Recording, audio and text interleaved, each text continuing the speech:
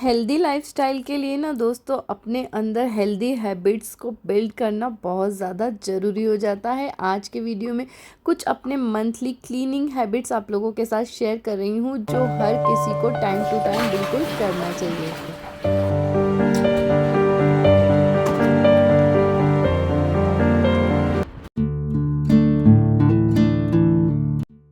कुछ cleaning hacks है दोस्तों जो काफ़ी टाइम से मैं फॉलो कर रही हूँ और काफ़ी अच्छे रिज़ल्ट इनके मुझे मिले हैं, इसलिए आप लोगों के साथ शेयर करती रहती हूँ। जैसे कि शूज़ वगैरह को क्लीन करना भी एक बड़ा सा टास्क लगता है और शूज़ को कम से कम आपको महीने में एक बार ज़रूर क्लीन करना चाहिए। अगर आप उसे रेगुलर बेसिस पे यूज़ कर रहे हैं तो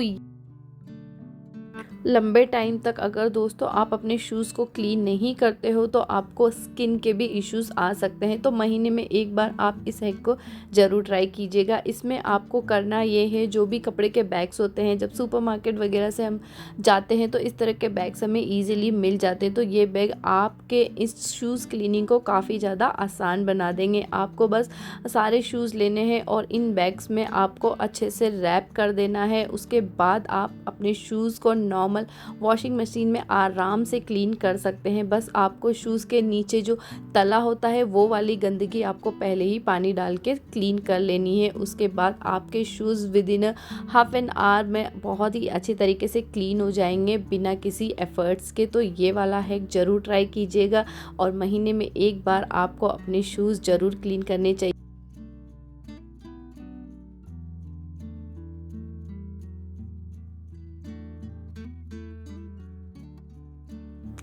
दोस्तों आज इस वीडियो में मैंने अपने मंथली क्लीनिंग के रूटीन को शेयर किया है, जिसमें मैं महीने में एक बार ये सारी चीज़ों को ज़रूर क्लीन करती हूँ। इससे आपके घर का जो इन्वायरमेंट है वो एक हेल्दी इन्वायरमेंट बना रहता है। रोज़ रोज़ इन चीज़ों को क्लीन करने का टाइम हमें नहीं मिलता है, लेकिन एक महीने में एक दिन हमें बिल्कुल निकालना चाहिए। और ये जो बेसिक चीज़ें हैं जो हम बिल्कुल भूल जाते हैं, बिल्कुल नेगलेक्ट हो जाती है और इसकी वजह से कई तरह के बैक्टीरिया हमारे बॉडी में एंटर कर जाते हैं, जैसे कि ये कोम वगैरह हो गए। इनको भी अगर हम टाइम टू टाइम क्लीन नहीं करेंगे तो इनमें काफ़ी ज़्यादा गंदगी जम जाती है और फिर हमारे बालों में कई तरह के बैक्टीरिया आ जाते हैं, हेयर फॉल के इशू होते हैं। कोम वगैरह को क्लीन करने के लिए एक सिंपल सा हैक आपको फॉलो करना है। बस आपको एकदम वार्म वाटर लेना है और उसमें ऐड कर देना है कुछ शैम्पू और उसके बाद आप उसे आधे घंटे के लिए छोड़ दीजिए और आपके कोम ऑटोमेटिकली क्लीन हो जाएंगे। नेक्स्ट यहाँ पे मैंने 3 छोटे छोटे बाउल लिए हैं और उसमें भी मैंने वार्म वाटर ऐड किया है और उसके बाद थोड़ा थोड़ा बेकिंग सोडा हम इसमें ऐड कर देंगे। और बेकिंग सोडा ऐड करने के बाद आप इसमें सॉल्ट भी ऐड कर सकते हैं। उसके बाद एक परफेक्ट सा सॉल्यूशन बनके यहाँ पे रेडी हो जाता है। और इस सॉल्यूशन में आप अपने जो रेगुलर यूज़ करने वाले टूथब्रश होते हैं ना दोस्तों, उनको आप इससे क्लीन कर सकते हैं। तो महीने में ये वाली चीज़ आपको ज़रूर करनी है। ब्रश वगैरह को क्लीन कर लेना चाहिए टाइम टू टाइम, नहीं तो इनमें भी काफ़ी ज़्यादा बैक्टीरिया चले जाते हैं। तो अब तक अगर आप ये सारी चीज़ें नहीं फॉलो करते हैं ना दोस्तों, तो आप बिल्कुल करने लग जाइए। एक हेल्दी लाइफस्टाइल के लिए आपको ये छोटे छोटे स्टेप्स ज़रूर उठाने चाहिए।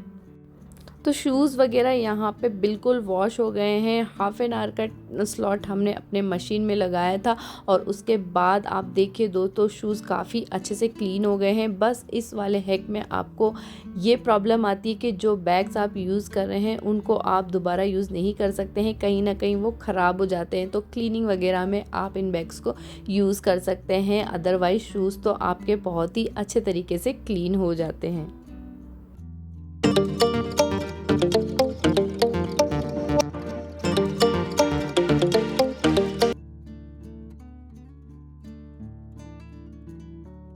जैसे ही बकेट का पानी नॉर्मल हो जाता है ना दोस्तों, तो बस आपके कॉम भी यहाँ पे क्लीन हो जाते हैं। नॉर्मल सा स्क्रबर की हेल्प से हमने कॉम को क्लीन कर लिया है। जितनी भी गंदगी होती है बहुत ही आसान तरीके से निकल जाती है। एफर्ट्स हमको बिल्कुल भी नहीं डालने होते हैं। बस आपको एक पर्टिकुलर डे फिक्स करना है और उस डे में कुछ थोड़ा टाइम निकाल के आपको ये सारी चीज़ें कर लेनी है। तो महीने में एक बार इस रूटीन को ज़रूर फॉलो कीजिए और ये जो छोटी छोटी चीज़ें हैं इनको आप बिल्कुल क्लीन कर सकते हैं।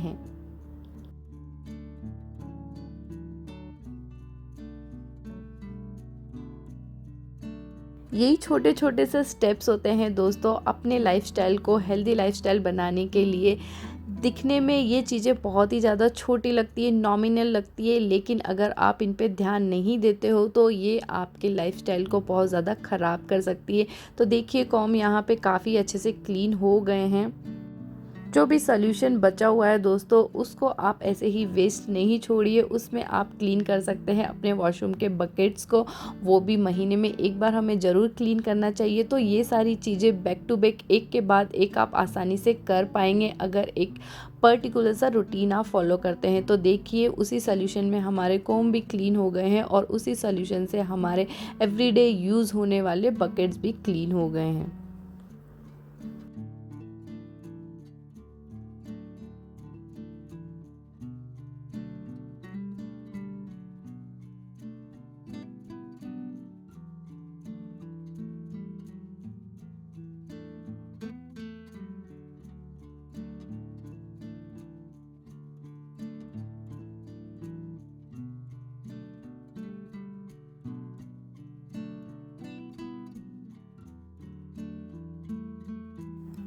दोस्तों आप भी क्या इस तरह से एक मंथली रूटीन फॉलो कर रहे हैं, और नहीं कर रहे हैं तो इस वीडियो को देखने के बाद डेफिनेटली आप करना ज़रूर स्टार्ट कर दोगे। तो आप इस वीडियो को कहाँ से देख रहे हैं मेरे साथ कमेंट सेक्शन में ज़रूर शेयर कीजिएगा। नेक्स्ट हमारे ब्रश भी बहुत ही अच्छे तरीके से क्लीन हो चुके हैं। एक जो सल्यूशन हमने रेडी किया था वो भी काफ़ी अच्छा होता है और ये आपके ब्रश को काफ़ी अच्छे से जर्म्स फ्री कर देता है। तो देखिए ब्रश भी काफ़ी अच्छे से क्लीन हो चुके हैं। उसके बाद जो बाउल में हमने सॉल्यूशन बनाया था उससे आप अपने बेसिन को क्लीन कर दीजिए। तो जिस तरह से मैंने आपको बताया कि एक क्लीनिंग दूसरी क्लीनिंग से बिल्कुल जुड़ी हुई है, तो बैक टू बैक ये सारी चीज़ें आपकी क्लीन हो जाती है एक पर्टिकुलर रूटीन को फॉलो करने के बाद।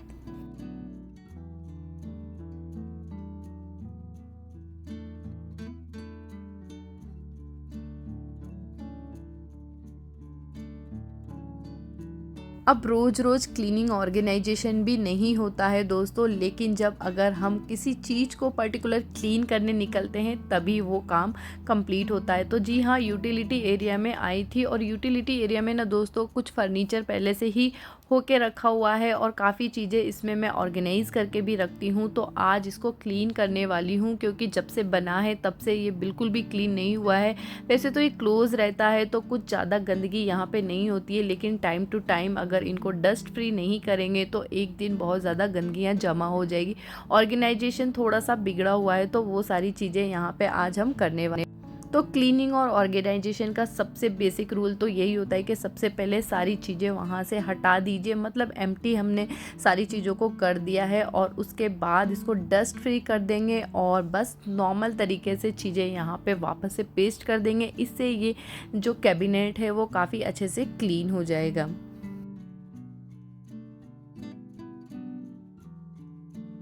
अगर दोस्तों बिल्कुल भी टाइम नहीं मिलता है क्लीनिंग का, ऑर्गेनाइजेशन का, तो पर्टिकुलर एक डे फिक्स कीजिए एक एक चीज़ के लिए। फिर देखिए आपके घर की चीज़ें क्लीन भी होने लग जाएंगी और ऑर्गेनाइजेशन अपने आप आपके घर का हो जाएगा। आपको यहाँ पे एफर्ट्स नहीं डालने हैं, बस आपको पर्टिकुलर एक डे लेना है और एक डे में एक ही चीज़ को उठाना है। उससे काफ़ी हद तक चीज़ें मेंटेन बनी रहती है। क्लीनिंग ऑर्गेनाइजेशन काफ़ी हद तक आपके घर का कंप्लीट हो जाता है।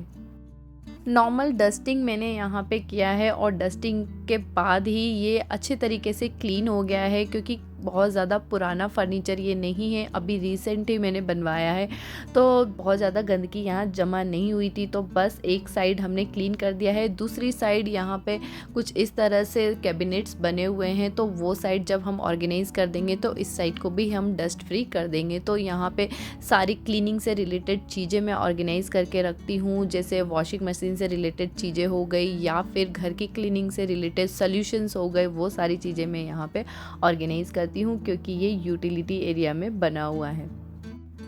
So guys that is all for today. आशा करती हूँ वीडियो आपको पसंद आया होगा। पसंद आया था तो जाते जाते वीडियो को लाइक ज़रूर कर दीजिएगा, वीडियो को शेयर कीजिएगा अपने फ्रेंड्स एंड फैमिली के साथ और चैनल को ज़रूर से सब्सक्राइब कर लीजिएगा। इस तरह के वीडियोज़ इस चैनल पर मैं बनाती रहती हूँ और कमेंट सेक्शन में ज़रूर मेरे साथ शेयर कीजिएगा वीडियो का कौन सा पार्ट आपको अच्छा लगा, कौन सा हैक है जो आप भी फॉलो करते हैं, और कुछ भी सजेशन अगर देना हो तो वो भी आप मुझे कमेंट सेक्शन में दे सकते हैं। तो चलिए मिलती हूँ नेक्स्ट वीडियो में, तब तक के लिए bye bye. Thank you so much for watching, love you all.